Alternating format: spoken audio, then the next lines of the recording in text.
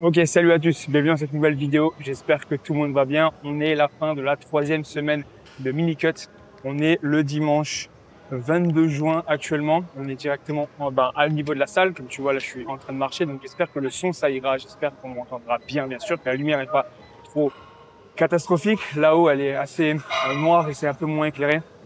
J'espère qu'on m'entendra bien et qu'on me verra bien. On est ce matin à la fin de la troisième semaine de mini-cut. 91,4 pour le poids. Je vais t'afficher comme d'hab des photos à l'écran. On va commencer par ça et je t'expliquerai après le reste de la vidéo en quoi elle concerne. Il n'y a pas de gros changements au final sur le physique notable du fait que là, le poids descend pas mal et qu'en fait, tu as le moment de la mini-cut où tu look un peu plus plat, mais tu look pas encore complètement sec parce que tout simplement, les muscles se déchargent un peu en glycogène, qui sont un peu tout loin entre guillemets de la peau et moins un peu collés. Donc du coup, on voit un peu moins la définition, le changement. Je trouve que le changement le plus notable se fait principalement sur le dos. De là, déjà, ça me permet aussi de voir les progrès qui ont été faits sur le dos et également le fait que je peux voir la différence tout simplement. Les cuisses paraissent aussi un peu plus massives. C'est un retour qu'on m'a fait parce que je l'avais mis sur Instagram. Mais les cuisses paraissent plus massives parce que principalement, la taille s'est aussi affinée. Donc du coup, ça rend un peu les cuisses aussi un peu plus grosses. Comme pour le dos, au final, il rend plus large parce que la taille s'est affinée.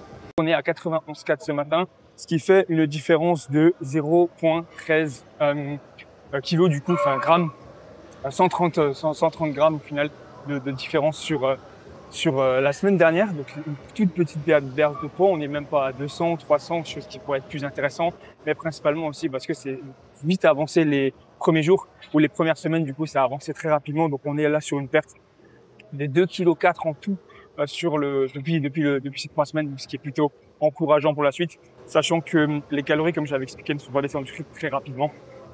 Comme tu vois là actuellement, pour ceux qui me suivent depuis quasiment le début sur YouTube et le début en général des vidéos, je commence toujours mes séances par à peu près 12-15 minutes de marche sur le tapis. Pas trop rapide, juste histoire de faire aller un peu le rythme cardiaque et de faire les steps en général. Donc ça me permet quand même de rentrer dans ma séance, ça j'aime plutôt bien. Donc si jamais t'as pas l'habitude de faire ça, fais-le parce que voilà, si t'as la possibilité et le temps de le faire. Actuellement, il fait pas, enfin pas trop chaud. C'est un grand mot. Pour ceux qui me suivent également depuis le début, j'ai l'habitude de toujours commencer mes séances du moins avec un sweat. La plupart des vidéos est toujours avec un sweat au début et dans quasiment toutes les salles où je vais ou toutes les salles que je fais, je commence avec un sweat. Là, j'ai pas de sweat. J'ai pas de suite principalement parce que dans cette salle il fait vraiment chaud. La climatisation il n'y en a pas vraiment, il y a un peu d'air qui rentre mais c'est pas non plus énorme.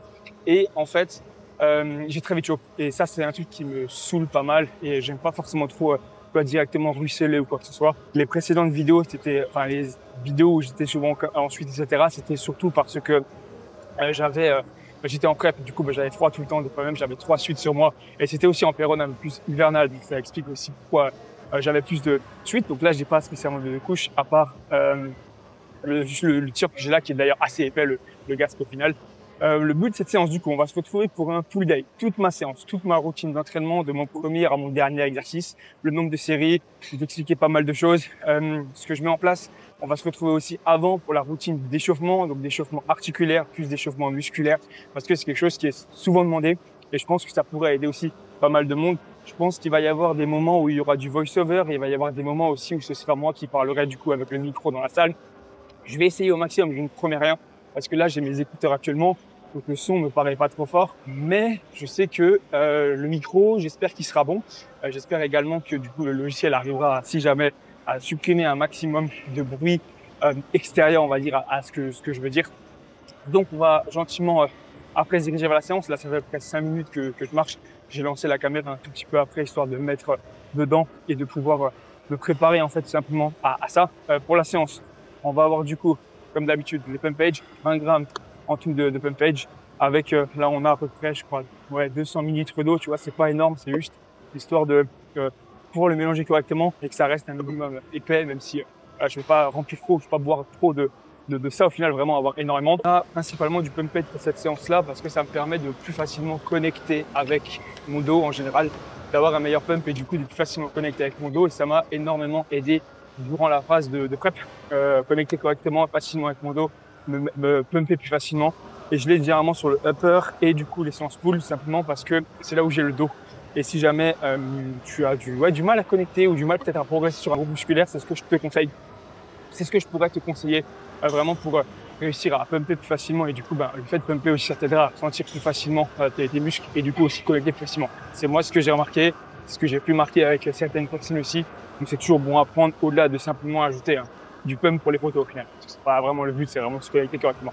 Et on aura bien sûr avec ça une bouteille quasiment complète. J'en mets un peu plus maintenant, qui vient du frais, comme j'expliquais dans une précédente vidéo. Le fait d'avoir du coup une bouteille fraîche, ça permet aussi d'avoir de l'eau un peu plus frais, tu vois, et du coup ça permet de plus facilement accepter la séance, surtout quand il fait très chaud. Donc on a là-dedans une bouteille, comme je dis, quasiment complète. On a pareil comme d'habitude 30 grammes du coup de cholestérol, c'est du coup le Performance Fuel de Train by JP, et on a également 20 grammes du coup de MPS Max qui est également de Train by JP, qui est tout ce qui est EAA et tout ce qui est bien sûr les électrolytes, etc. pour l'instant. Donc le mélange avec encore le Performance Fuel, et j'ai ajouté à ça 5 tours de salière qui fait à peu près 1 gramme de sel, ce qui actuellement est largement ok, largement beau aussi pour moi. Généralement, ce que je fais aussi au niveau du pumpage, je commence à le boire vers la 8e minute là sur mon tapis. Si je vais jusqu'à 12 minutes de marche, si jusqu'à 15 minutes, ça suffit largement. Ça permet de le faire commencer à circuler, à rentrer gentiment dans le sang et dans la digestion pour ensuite pouvoir être à peu près efficace au début de ma séance. C'est ce que j'ai l'habitude de faire. Que ce soit le pumpage, que ce soit l'intra-workout, il est bien sûr disponible sur Fitness for Nutrition. Tu as toujours et encore le code FLOW10. Ça fait maintenant plus d'1 an que je bosse avec eux et les meilleurs compléments se trouvent là-bas au final. C'est quand même un des meilleurs sites et des meilleurs compléments que je peux trouver sur le marché pour vraiment la santé en général et vraiment la progression. Donc, merci à tous qui utilisent le code. Vous êtes de plus en plus nombreux. Je pense que c'est une vidéo qui va pas mal plaire parce que ça faisait longtemps que je les ai demandé et je faisais souvent ça avant et du coup ça plaisait énormément. On se retrouvera directement en bas pour l'échauffement. Je pense que ce sera plutôt un voice-over. Je te montrerai un petit peu ce que je fais, ce que je mets en place. Je prends pas mal de temps sur l'échauffement, donc ça pourra aussi être assez utile. On est parti pour ce voice-over à la salle. Je vais t'expliquer un petit peu ce que je fais comme échauffement. Je prends vraiment pas mal le temps.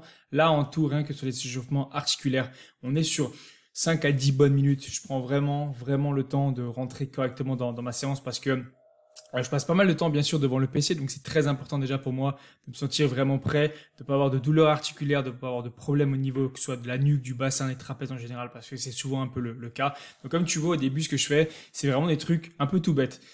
Je fais tout simplement des tours de tête. Je fais, tu vois, des oui, des non, des tours de tête dans un sens, des tours de tête dans l'autre pour vraiment me préparer au maximum. Tu vois, je fais un peu, on va dire, craquer en général mon cou et vraiment, ça me permet de préparer au maximum. La nuque, c'est vraiment le premier truc que je mets en place. C'est un peu, au final, des échauffements tout bêtes. C'est un peu ce que, tu vois, tu pourrais faire, enfin, potentiellement ce que je me rappelle que je faisais au collège ou au lycée ou genre le truc ou dans les études, tu vois, quand il y avait du sport. Généralement, ça, c'est le truc un peu bête du prof de sport, entre guillemets, même si ça reste très utile puisque j'ai toujours fait ça quasiment depuis mes débuts et dans tous les échauffements que je faisais et ça m'a toujours bien réussi. Ce que je fais ensuite, c'est bien sûr, j'échauffe correctement mes poignets, j'échauffe correctement mes doigts en général, je fais vraiment en sorte d'avoir un maximum de réveil au niveau du poignet, pas de douleur, pas de problème au niveau non plus des doigts pour le grip.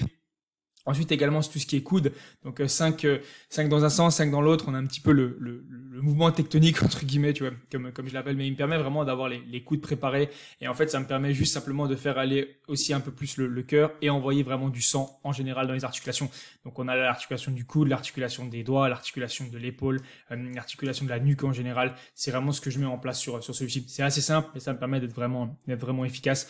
Là sur le dos, la séance dernière était push, donc du coup j'ai un peu plus échauffé les épaules sur la séance dernière. Donc ici ce que je fais, parce que généralement j'ai encore un petit peu des courbatures au niveau des pecs, je fais juste simplement des demi-tours dans un sens et des demi-tours dans l'autre. Je fais environ 3 séries ou 3 répétitions pardon, entre 3 et 5 dans un sens et entre 3 et 5 dans l'autre. Je fais ça 2 fois, ça permet juste de solliciter gentiment l'épaule, la réveiller aussi un petit peu sans créer non plus de grosse fatigue dessus. Je vais ensuite un petit peu dans l'autre sens, juste histoire de réveiller, juste l'épaule, tu vois. Rien d'incroyable, juste histoire de réveiller l'épaule. Moi, ça me suffit et c'est largement ok. Et ça te fera déjà de quoi réveiller correctement ton épaule et de quoi bien la préparer si tu fais ça. Ce que je fais ensuite, je vais passer au sol et c'est là que ça va être vraiment le moment qui est aussi important pour moi parce que je vais réveiller et préparer tout ce qui est bassin.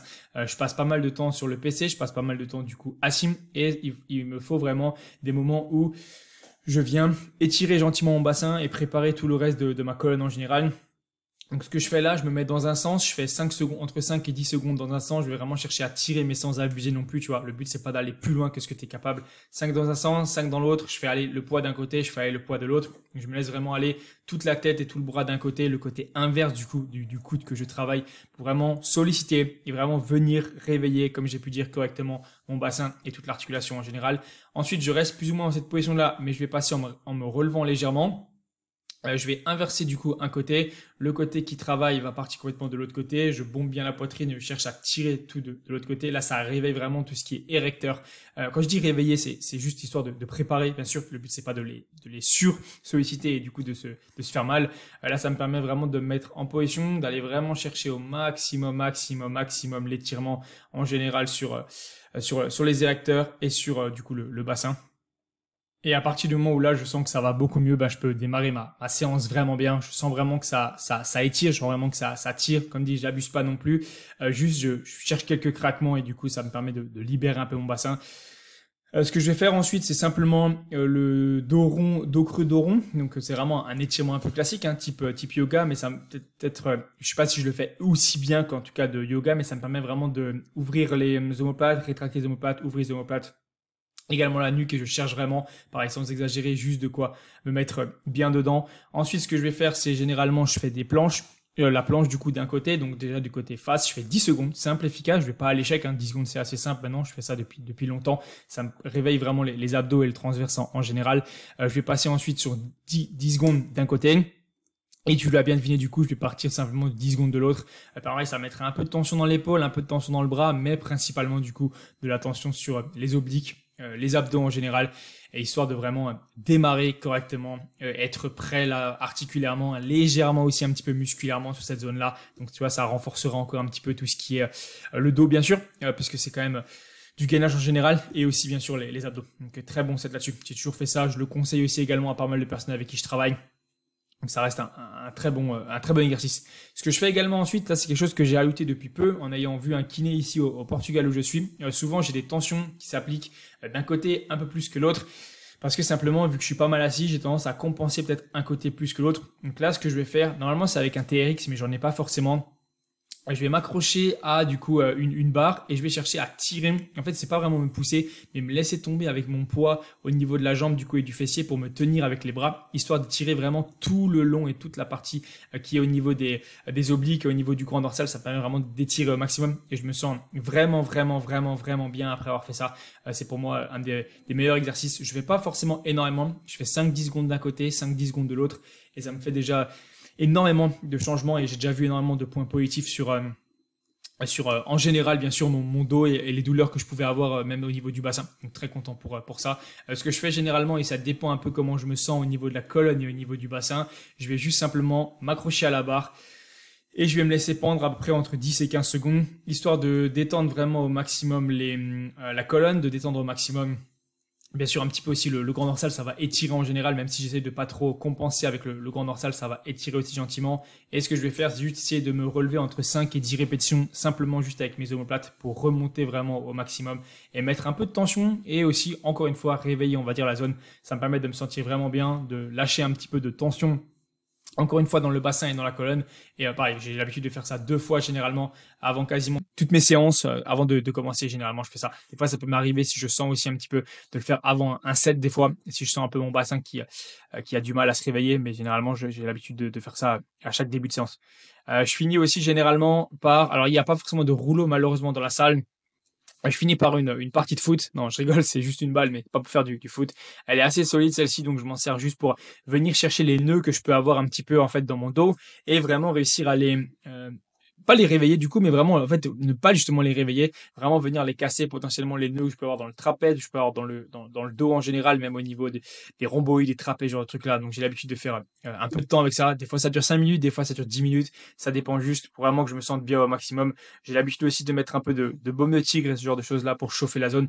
Donc la balle là, elle sert juste simplement à correctement placer la zone et préparer la zone ensuite pour le travail que je vais mettre derrière. Ensuite, on continue toujours sur l'échauffement, mais cette fois-ci, l'échauffement un peu plus musculaire, où là, je vais vraiment préparer correctement l'épaule et toute la partie. Ben là, du coup, ça va être la séance pull, donc tout ce qui va rentrer en compte dans le travail au final du dos. Donc là, ce que j'ai l'habitude de faire, c'est prendre une cuff, placer la poulie à peu près à hauteur du coude à 90 degrés contre mon bras. Je vais faire 10 répétitions en amenant simplement une rotation externe du coup de l'épaule et 10 secondes du coup d'oiseau également, comme si je faisais au final un oiseau à la poulie. Pareil, le poids n'est pas forcément très lourd, c'est juste histoire de préparer gentiment la zone, de mettre en condition. J'ai l'habitude de faire ça depuis très longtemps, quasiment depuis mes débuts, donc c'est vraiment juste histoire d'échauffer correctement, de préparer la partie musculaire mais aussi bien sûr tendineux de ce mouvement-là. Et en général de cette partie-là, là simplement, je fais 10 d'un côté, 10 ensuite de l'autre. Je mets pas spécialement de temps de repos. C'est une série à chaque fois. Je passe sur l'épaule, puis je passe ensuite sur le faisceau postérieur. Et simplement comme un oiseau au final, c'est vraiment ce que j'ai l'habitude de faire. Il y a juste généralement quand je vais faire le push, par exemple, que je vais changer et passer plus sur le faisceau latéral, ou quand je vais faire le upper, que je vais faire encore en plus le faisceau latéral en plus de ça. Mais c'est vraiment sans me fatiguer, juste histoire de préparer vraiment la zone au maximum. Je passe ensuite la poulie en haut et ce que je vais faire ensuite sur celui-ci, c'est toujours utiliser la cuff, laisser plus ou moins le même poids et là je vais faire ça va dépendre, 1 à 2 séries par bras, juste simplement un petit peu de pullover. Là encore une fois, c'est pas pour fatiguer la zone, c'est juste pour réveiller gentiment la zone et préparer correctement mon dos. Ça dépend de comment je me sens. Généralement, je le fais depuis maintenant quelques temps. Là, je cherche pas l'échec, je cherche 12-15 répétitions, je cherche vraiment à me placer, préparer, me dire ok voilà, je sens bien mon dos, je suis bien, je touche même tu vois mon dos pour vraiment me placer correctement. Si vraiment je faisais le mouvement là, je me placerais peut-être pas comme ça, j'essaierais un peu plus de stabilité, mais là la charge elle est vraiment pas lourde, c'est juste histoire de me placer, de sentir, de me dire ok c'est parti, le dos est prêt à travailler, je suis bien dedans, je suis ok, j'étire assez, mais je pense même que je pourrais étirer plus, mais tu vois c'est juste histoire de rester dans l'amplitude active en fait du mouvement, pour me placer correctement et pouvoir préparer le travail. Donc là, j'ai généralement 2 sets. Premier set, répétition peut-être assez haute, on va dire entre à peu près une 10-12, et ensuite je mets un petit peu plus lourd, j'attends un tout petit peu, pas trop longtemps, juste histoire ensuite de refaire l'autre bras, et là de partir sur des répétitions un peu plus basses, entre 6 et 8, mais pareil, très loin de l'échec, simplement juste pour réveiller tout ça. C'était plutôt bien, parce qu'il n'y avait pas non plus beaucoup de monde à la salle, comme tu peux le voir ici. On arrive quasiment sur la fin de l'échauffement. Courage à ceux qui sont encore là, on va pouvoir ensuite commencer vraiment la séance après de pull. Je finis simplement juste après ça par des biceps, tu vois, juste simplement une série. Je mets une barre easy, là il n'y avait pas de barre easy, mais là c'est une barre simplement droite. Je vais mettre un poids pareil, pas trop lourd, 12-15 répétitions, histoire de préparer gentiment la portion du coude, de l'avant-bras et du biceps. C'est pas un poids qui est trop lourd, j'envoie juste assez rapide la concentrique sans me mettre bien sûr la barre dans la tête, même si on a l'impression qu'elle va assez proche de mon front, mais c'est juste ce qu'il faut pour me placer correctement, faire le mouvement correctement et ensuite pouvoir être prêt pour attaquer la suite. Et on va d'ailleurs se retrouver pour la suite, c'est la fin ici du voice-over. Échauffement terminé, donc tu vois, je prends pas mal le temps, je t'ai expliqué en voice-over, je prends vraiment pas mal le temps de m'échauffer correctement, de monter vraiment intelligemment en gamme et vraiment de me sentir prêt, tu vois, de me sentir chaud, de me sentir vraiment prêt à attaquer tout simplement la séance. C'est vraiment pour moi très important et je ne néglige jamais l'échauffement. Négliger son échauffement, c'est comme vraiment négliger une séance, tu vois, négliger une perf, quoi que ce soit, et vraiment y aller concentré. Pour moi, ça fait partie de la séance. Si je suis pas échauffé, la séance sera très compliquée et c'est ce qui fait partie de toute ma progression en général. Tu vois, je suis vraiment habitué à faire ça. Et un peu comme des tocs avant d'aller de commencer une séance ou de commencer un exercice, c'est vraiment les échauffements qui sont très importants. Donc, ce que je fais généralement après, je vais aller noter simplement ma séance sur le carnet. Donc, j'ai mon carnet classique. Là, on est sur le carnet Toshi qui me l'avait gentiment offert. Donc, si tu passes par là pour la vidéo, merci encore pour le carnet. Il est très utile et je l'utilise vraiment tout le temps. Tu vois, il me reste encore de la marge. J'ai déjà utilisé pas mal de pages aussi.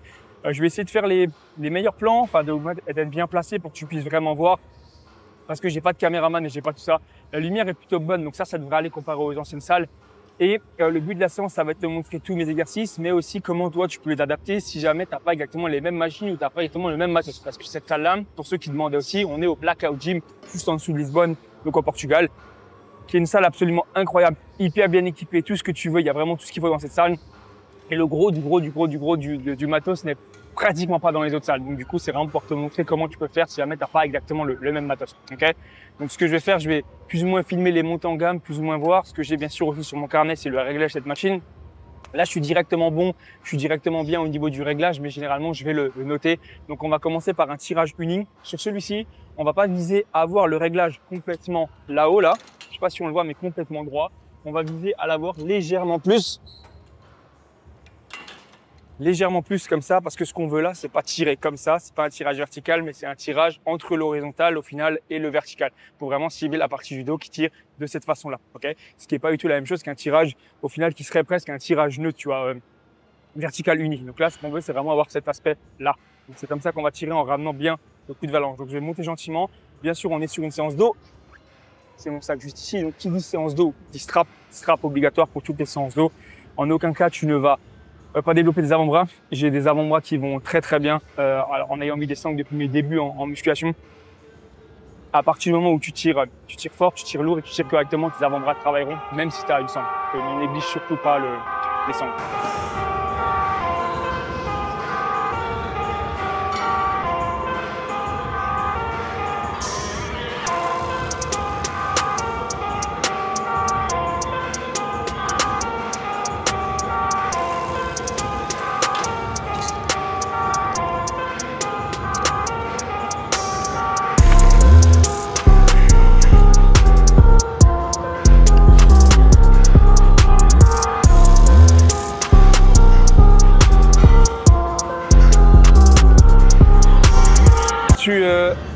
Trois sets de travail et j'ai du coup 3 sets de chauffe. Là, tu vois, c'était assez simple. J'ai fait 6 répétitions tranquille. Généralement, je fais 6-10. Ensuite, je fais à peu près 6 répétitions avec le poids d'après. Et le dernier, je vais faire 1 ou 2 histoire de me mettre dedans. Ce qui est important sur ici, là, c'est vraiment au maximum d'avoir un maximum de points de repère. Donc, mon premier pied vient vraiment se caler là. Mon deuxième pied, je sais pas si on le voit ou pas, je suis pas certain, vient se mettre en fait au niveau d'un petit truc noir qu'il y a là. Juste ici, là, tu vois. Juste là, ici. Je le cale bien correctement là, ce qui fait qu'en fait, je peux vraiment correctement me plaquer là. Cette main-là vient servir à ça, c'est ce bras-là. Cette main-là, c'est ce bras-là. Et on cherche vraiment là-dessus à rester le plus stable et gainer possible et ramener vraiment ce coude à la hanche en pensant vraiment que tu pousses ton coude à la hanche et que le bras, c'est vraiment uniquement de crochet.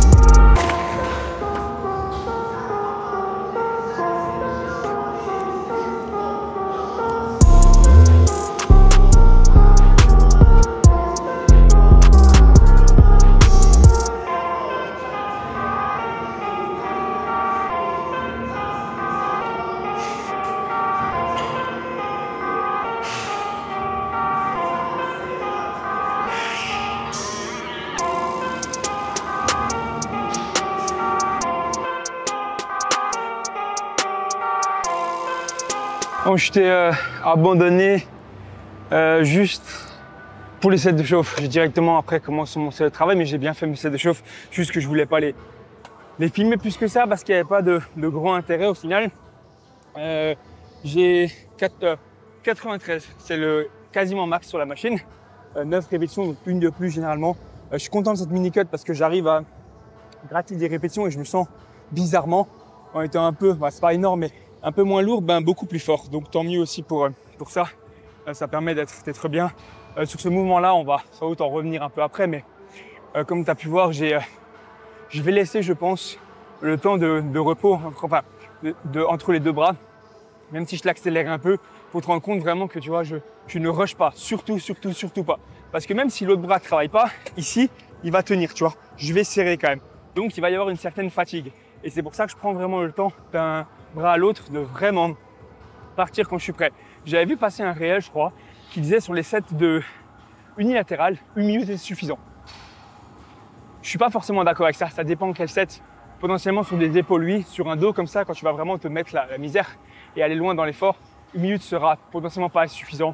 Je calcule pas en fait, juste j'y vais et je regarde quand je suis prêt à partir sur ce mouvement-là aussi. Comme tu vois, ce que j'ai, c'est vraiment ma main.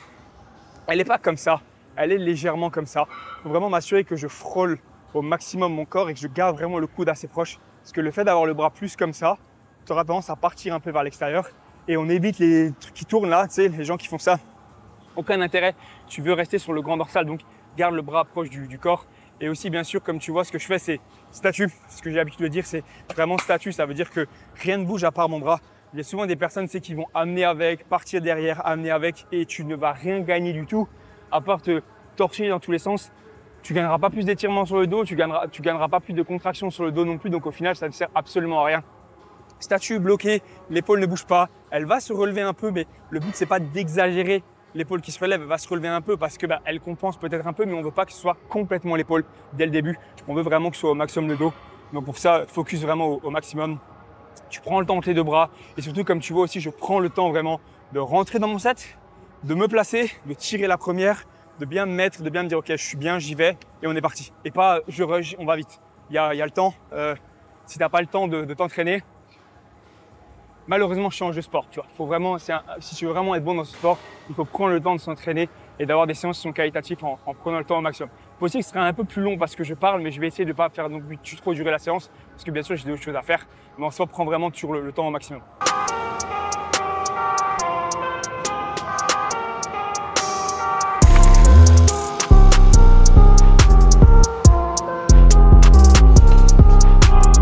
Là-dessus, sur les 3 séries, je vais avoir la première série du coup qui va être entre 8 et 10 reps et les 2 autres seront plutôt entre 10 et 12.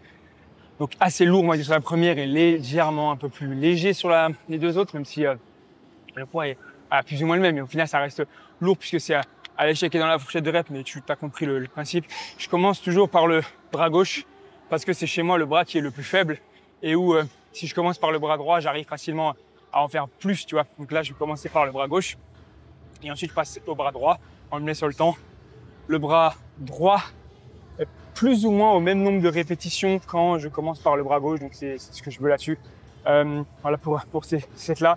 Tu n'as pas dans ta salle potentiellement ce genre de machine-là. Tu peux très bien le remplacer par quasiment toutes les salles ont ça. Un banc, une poulie en face et tu tires de la même façon. Moi, j'ai vraiment la machine presque pour ça. Et en soi, je sais pas si on le voit sur la vidéo, mais là-bas, j'ai une citadelle qui est faite pour ça aussi. Et j'ai encore une machine à côté qui sera aussi faite pour ça. Mais je me sens juste vraiment à l'aise. Cette machine-là, j'arrive bien à tirer. J'aime bien la sensation comme ça avec le câble. Mais c'est facilement remplaçable si jamais par un simple banc au final et une poulie en face.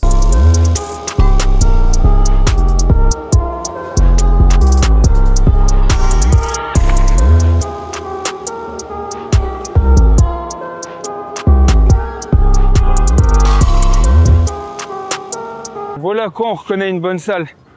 Quand tu as ça et tu peux facilement du coup lever ta barre, charger et décharger ta barre pour les mouvements de rowing, les mouvements de soulevé de terre comme ça. Salles qui n'ont pas ça, munissez-vous de ça. Vous aurez plus de mecs forts dans vos salles et vous aurez plus de personnes qui progressent. Donc ça, c'est vraiment un très très bon outil. Il n'y en a qu'un seul dans la salle, il est assez convoité. J'ai de la chance qu'il n'y a pas grand monde là qui est dessus. Donc du coup, je peux l'utiliser, mais c'est vraiment un très très bon outil. C'est tout bête, hein, mais je dis ça, mais il y a énormément de salles qui l'ont pas. Et je sais que beaucoup de gens seraient beaucoup mieux que placer des trucs en dessous si jamais.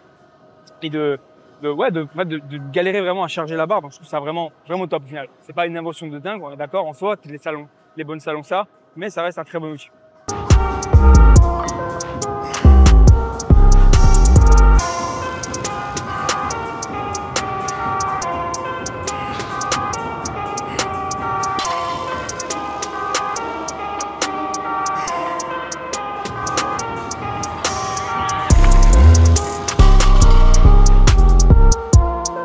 Set de chauffe terminé sur le rowing. J'ai fait une plaque, 2 plaques et 2 plaques plus 10, 2,5 plaques. Donc 20, encore un 20 après et un 20 plus un 10 pour finir.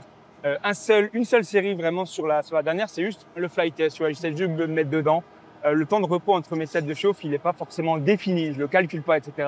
Mais je t'invite pas non plus à le calculer. Prends le temps qu'il faut. N'hésite pas à prendre plus de temps si jamais. Les sets de chauffe ne doivent pas te fatiguer. Tu dois pas les rusher le plus vite possible, histoire d'avoir ton cœur qui batte à 200%, tu vois, comme t'en peux plus. Vraiment pouvoir prendre le temps de de prendre le temps en fait entre des sets de chauffe, c'est ce qu'il y a vraiment de mieux. Je mets les stop disques dès la dernière set de chauffe parce que généralement le poids a tendance à partir un peu sur les côtés et ça a tendance à faire partir un peu en couille mon bassin, tu vois, et quelques petites douleurs au bassin. Là, je me sens bien, pas de douleur au bassin, pas de douleur non plus au trapèze, donc je vais pouvoir y aller correctement. On aura 2 sets là-dessus, un premier à 8-10, un autre à 4-6. Les répétitions un peu plus hautes, donc 8-10 sont en premier pour justement favoriser le fait, tu vois, de se mettre dedans, de bien se placer, de concentrer avant de mettre un peu plus lourd après, donc de monter aussi un peu la charge. Là, je vais partir sur normalement, je crois que c'est 2,75, donc 2 plaques plus 15 sur la première et celle d'après sera à 3. Je vais revoir encore sur mon carnet, mais il me semble que c'est ça. Donc, je vais me mettre dedans, je vais me concentrer. C'est un gros set là-dessus. Je suis assez fan de ce mouvement-là. Donc, je vais vraiment me mettre au maximum pour me concentrer, vraiment chercher là-dessus à tirer loin les coudes derrière. Et pas chercher forcément plus que ça, avoir une excentrique contrôlée, mais surtout avoir une concentrique vraiment rapide, tu vois. Et vraiment, dès qu'elle va freiner naturellement et tout seul, c'est là que je vais commencer à me rapprocher de la fin. Et c'est ce qu'il faut faire, tu vois. Pas s'inventer une dernière concentrique, mais vraiment la faire parce qu'en fait, tu ne peux, elle arrive en fait parce que tu peux vraiment plus aller la chercher. Et c'est ça sur tous les exercices.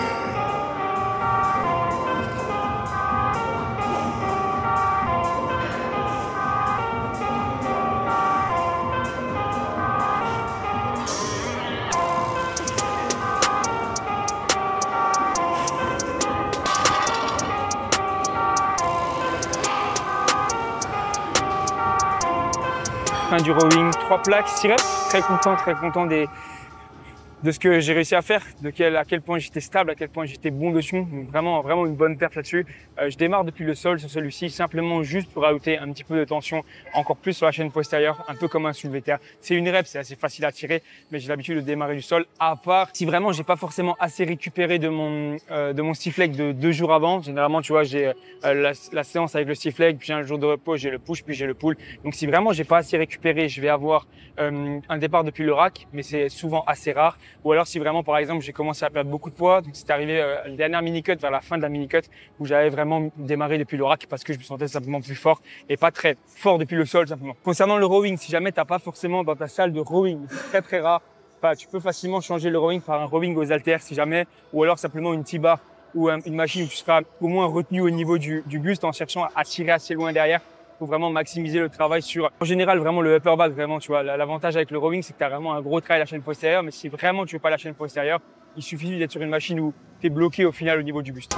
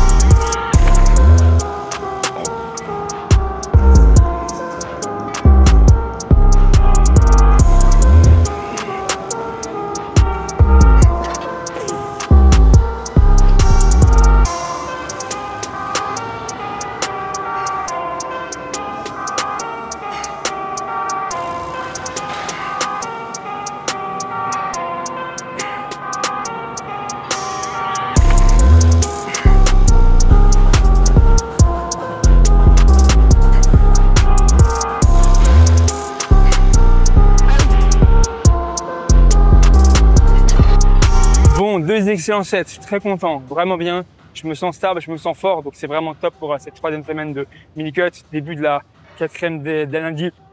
Le seul point négatif, on va dire, cette machine, c'est qu'elle est plutôt conçue pour faire du bilatéral. Et c'est pas ce que je cherche là-dessus. On arrive beaucoup plus facilement à se placer et à resserrer du coup le grand dorsal en mettant en uni sur le côté. Donc cette machine-là en soi est bien, mais il y aurait quelques réglages à pouvoir faire. Je ne peux pas forcément placer bien mon pied pour être stable. Et j'ai un petit peu du mal à être bien correctement et mettre ma main comme ça. Tu vois, j'aime bien être vraiment stable, donc c'est pas forcément le top là-dessus. Je suis là-dessus pour le moment. Quand elle commencerait à être un peu plus légère parce que du coup, je serai quasiment à stack, comme tu vois. On verra pour passer sur autre chose, mais pour l'instant, je reste vraiment sur cette machine-là parce que je me sens bien et j'ai jamais vu une machine où j'arrivais aussi bien à ramener en fait le coude à la hanche sans me concentrer sur les biceps. Si tu n'as pas cette machine dans ta salle, ce qui, je pense, est quasiment toutes les salles, c'est très difficile d'avoir cette machine-là parce que c'est la première fois que je la vois. Au final, j'ai déjà pu tester des Rogers électriques, mais c'est la première fois que je la vois pour de vrai. Si tu as une machine, bien sûr, grande dorsale, horizontale, vas-y, prends-la. Si jamais tu arrives à être stable, là dans la salle ici, il y a des Nautilus, mais du coup, je suis pas forcément stable et j'aime pas trop. Sinon, simplement, le banc que tu as utilisé sur le premier exercice, tu sais, quand tu t'es placé pour celui-là, tu laisses de côté. Tu mets tes affaires dessus, genre pour le réserver. Moi, c'est ce que je faisais, tu vois, et tu pars sur un classique tirage. Du coup, tu descends ta pulling et tu fais vraiment en sorte de tirer le coude à la hanche. Cet exercice-là n'est pas remplaçable par un rowing aux haltères. Parce qu'un rowing aux haltères, tu vas ramener le coude derrière et on ne veut pas ramener le coude derrière ici. Ce sera vraiment un tirage unique classique avec un banc que tu vas mettre en bas de toi pour rester stable. Ou si jamais tu as directement les poulies là de Technogym, je suis pas forcément trop fan parce que souvent elles sont vers le bas et elles montent. Là, ce qu'on veut, c'est plutôt de haut, un peu vers le bas. Donc si tu as ça dans la salle, en soi, c'est très bien aussi. Tu peux facilement utiliser, tu vois, tu as un banc, tu fais ton propre setup et puis c'est facile. Quatrième exercice maintenant, on va passer sur un tirage buste soutenu. Je vais te le montrer. Sans doute la meilleure machine de la salle, du moins la meilleure machine pour le dos, une de mes préférées, avec du coup du réglage. Donc là, on va passer sur du prime cette fois-ci.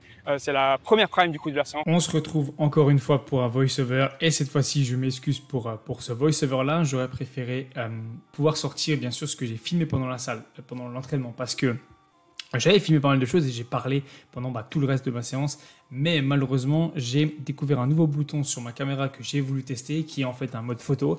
Et le mode photo ne filme pas vraiment avec le son, malheureusement.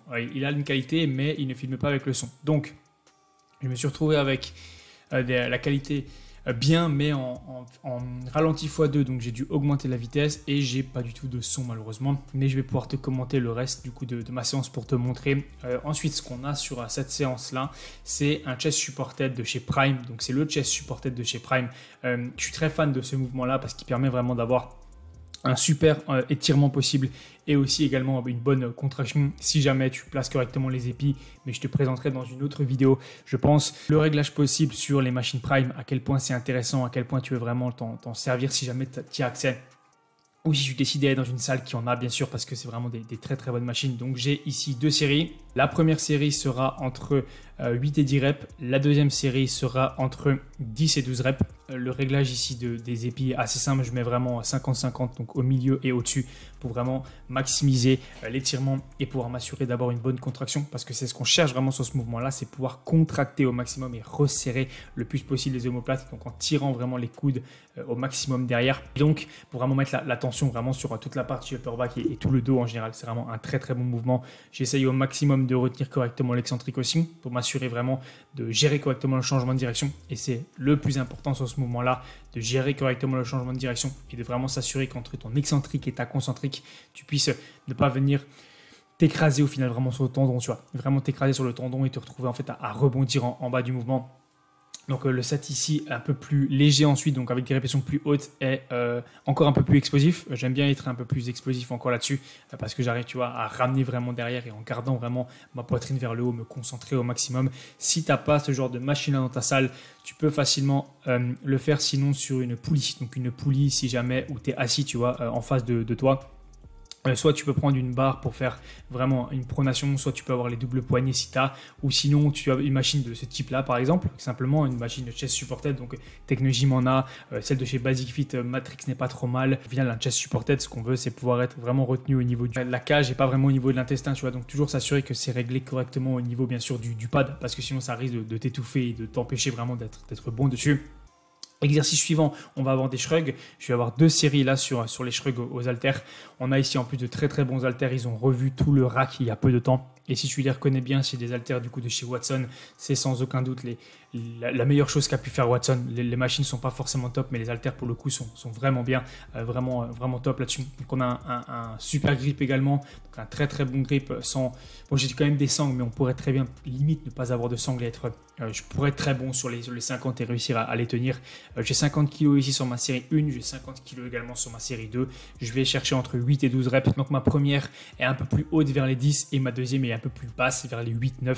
Je cherche ici vraiment à me concentrer au maximum sur un bon étirement, une bonne contraction et vraiment ne pas rusher ici le mouvement, passer un peu de temps en haut, passer un peu de temps en bas. Ici, le but des shrugs sur mon physique, c'était vraiment d'amener, alors bien sûr, plus de trapèze, mais aussi bien sûr principalement pour le masse musculaire sur mon posing, où j'avais vraiment besoin d'avoir de plus gros trapèzes qui ressortent pour simplement rendre mieux au final, tu vois. En plus de ça, vraiment mettre de la masse musculaire sur ça. Donc c'est pour ça qu'il a été ajouté ici sur ce mouvement-là au final. Et je suis assez fan, donc, comme j'ai pu dire, de ces haltères-là qui sont vraiment bien. Et c'est un mouvement que je faisais à la poulie. Mais la poulie, donc, je ne suis pas forcément fan. Donc du coup, je le passe maintenant aux haltères. Si tu n'as pas ça dans ta salle, t'as pas d'haltère, c'est quasiment impossible. Si t'as pas d'haltère assez lourd, tu peux sinon le faire à la barre au cas où, parce que c'est un mouvement où tu peux en mettre quand même assez lourd, même avec un mouvement correct, contrôlé bien sûr. Donc avec une barre devant toi, où tu vas vraiment chercher à lever au maximum et vraiment réussir à amener au maximum de tension sur les trapèzes. Les haltères sont toujours un peu mieux parce que tu arriveras un peu mieux à te placer, mais la barre reste aussi une très bonne alternative. Exercice suivant, on va passer sur de l'oiseau à la poulie. Donc là, on a fini les gros polyarticulaires. On passe maintenant au mouvement d'isolation. Donc oiseau à la poulie, ici, je vais avoir 3 séries. Les 2 premières séries vont être entre 12 et 15 pour favoriser justement le temps sous tension, amener du sang dans la zone et pouvoir avoir un mouvement qui est bien contrôlé avec une charge également contrôlée, même si ça sera contrôlé sur le 8-10. J'ai toujours des répétitions un peu plus hautes en premier sur les mouvements d'isolation pour vraiment me placer correctement, mettre correctement la tension et être bon sur le mouvement. Et j'ai ensuite 8-10 sur la dernière série. Ici, je commence toujours par mon bras gauche en premier. Pourquoi? Parce que c'est ce que je te conseillerais d'ailleurs tout le temps. Toujours commencer par le bras le plus faible, comme j'ai pu dire au tout début, pour vraiment t'assurer de mettre une tension correcte, bien répartie et pas te retrouver à avoir moins de répétitions sur un côté qui est déjà le plus faible. Ce que je fais ici au niveau du placement, c'est assez simple. J'essaye vraiment d'être le plus stable possible. Donc j'utilise ma main qui ne travaille pas pour me tenir au maximum et rester le plus stable possible. Je vais chercher vraiment le maximum d'étirement, contracter correctement. Si tu te retrouves un petit peu là-dessus à contracter et resserrer un peu des omoplates, c'est pas dramatique. Juste ce qu'on veut là-dessus, c'est juste vraiment comme s'assurer que tu aies le maximum de tension sur le faisceau de l'épaule, donc c'est-à-dire amener de l'étirement et pouvoir laisser aller légèrement se décrocher l'omoplate. C'est vraiment ce qu'on veut sur ce mouvement-là. Donc je me place correctement, je fais un mouvement qui est le plus contrôlé possible et je cherche vraiment à mettre la tension dessus. Je le fais en uni là-dessus parce que tout simplement je suis beaucoup plus stable. Et si dans ta salle tu n'as pas de poulie, premier temps déjà change de salle, c'est quasiment impossible dans une salle de sport de poulie. Mais si jamais c'est pas le cas, tu peux toujours te retrouver à le faire avec un haltère par exemple. Donc tu aurais un oiseau qui peut être aux haltères ou en descendant vers l'avant et en cherchant vraiment à contrôler le mouvement en ayant un bon focus sur l'arrêt d'épaule. Ça peut rester un bon mouvement et très intéressant si jamais bien sûr pour l'arrêt d'épaule. Exercice du coup suivant, on va passer sur maintenant les biceps. Donc là-dessus, ce que je vais faire, je vais me mettre sur la panata ici et je vais également le faire en uni ici. Pourquoi je le fais en uni?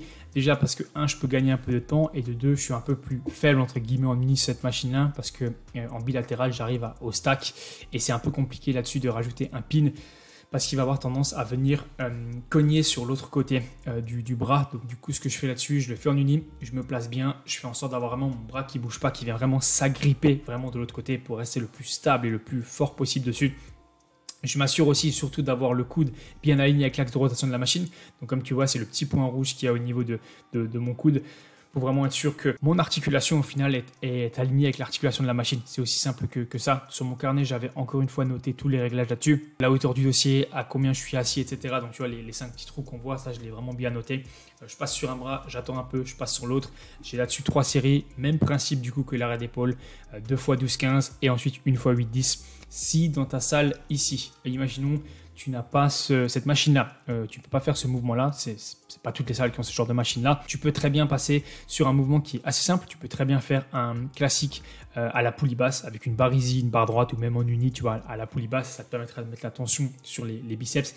Et si tu veux reproduire un peu un mouvement qui ressemble à ça, avec un léger pupitre au final derrière ton coude, tu peux facilement te placer sur la station de tirage verticale. La station de tirage verticale dans l'autre sens, tu vas te retrouver à avoir des boudins du coup au niveau des coudes et tu pourras du coup réussir à bien avoir les coudes plaqués et bien réussir à contracter les biceps en amenant vraiment la tension jusqu'en haut et en étirant vraiment jusqu'en bas. c'est vraiment ce qu'on veut sur les mouvements de biceps ici. C'est s'assurer vraiment que l'attention soit mise correctement et intelligemment. Donc je prends le temps sur l'étirement, je prends le temps sur la contraction et j'ai jamais autant progressé sur les bras et évolué sur les bras et les biceps en général depuis que je fais ça, parce que j'arrive vraiment à me concentrer correctement sur l'étirement bien sûr et sur la contraction. Je t'ai laissé aussi un petit peu d'autres séries pour que tu puisses voir.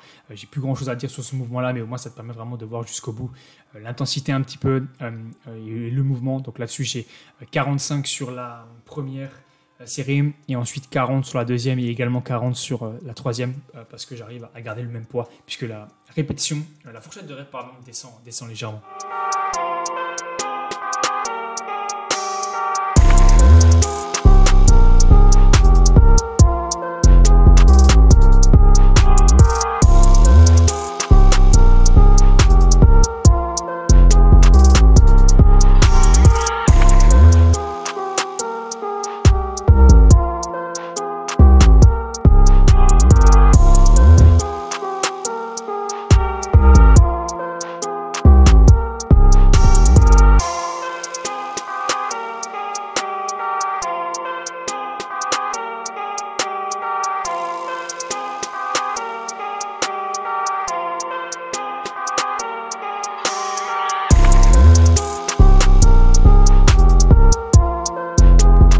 Ensuite, le dernier exercice de ma séance, tu l'as reconnu, c'est la Cybex Bravo ici. On est sur la meilleure poulie d'angle du monde au final, vraiment la meilleure poulie d'angle que tu peux avoir. Tu peux faire absolument tout sur cette poulie d'angle, peut-être à part les jambes, même encore tu peux réussir au pire à faire des kickbacks, mais en soi tu peux vraiment faire tout le haut du corps là-dessus, que ce soit les bras, que ce soit le dos en général. Elle est vraiment top. Celle-ci c'est le modèle un peu plus petit, le stack n'est pas forcément très lourd, c'est mieux d'avoir effectivement la plus grande avec plus de stack, mais ça reste très bien parce que tu as le pad directement intégré. Et l'avantage de ce pad directement intégré, ça te permet d'être vraiment super stable et d'avoir une possibilité de placement au niveau du buste qui est vraiment bien, plus l'étirement encore sur les bras. Donc pareil, ce que je fais là-dessus, c'est vraiment noter sur mon carnet tous les réglages possibles sur cette poulie-là pour être sûr que je sois placé correctement, pour être sûr que les poulies soient au bon endroit parce que tu as vraiment 360 degrés possibles de réglage sur les poulies en bas. Donc le but, c'est vraiment d'être sûr d'être placé correctement et intelligemment au final là-dessus.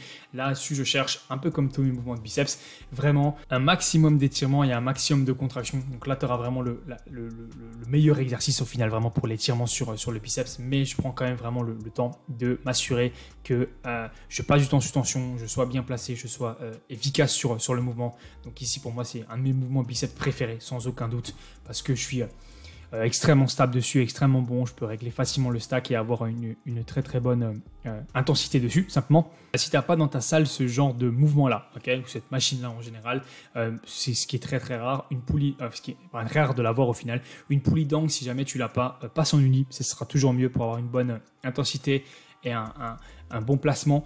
Surtout un bon placement. Donc ce que tu vas chercher à faire là-dessus, tu vas te mettre en uni si jamais. Donc tu vas prendre la main qui ne travaille pas pour te stabiliser. Tu vas chercher à faire le mouvement. Si jamais tu ne peux pas, si jamais tu peux le faire sur une poulie d'angle, tu n'es pas obligé de mettre un banc derrière, mais sinon mets un banc derrière pour te placer et rester le plus stable possible. Et si jamais tu n'as pas de poulie encore une fois dans ta salle, encore une fois change de salle. Mais si vraiment, tu peux très bien le faire. Le classique curl incliné au final. Tu mets un banc, tu t'inclines et ça te permet d'avoir vraiment le max de tension du coup dans le biceps et de reproduire un peu ce mouvement là. Tu peux très bien le faire en banc incliné à la poulie, mais tu peux aussi très bien le faire en banc incliné aux haltères. Ça te permettra d'avoir un mouvement identique là-dessus.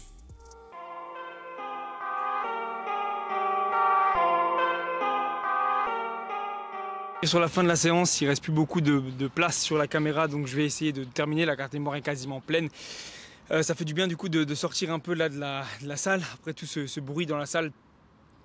Donc j'espère que la vidéo a plu. Bien sûr, si la vidéo elle a plu et que ça a été d'une grande utilité ou d'une aide, fais-le moi savoir via les commentaires, via les j'aime, en t'abonnant si jamais tu n'es pas abonné bien sûr. Partage aussi la vidéo si jamais elle a plu et si elle peut aider d'autres personnes bien sûr. En tout cas, merci à tous d'avoir pu regarder la vidéo. Dis-moi ce que tu en penses bien sûr et à très vite. Ciao.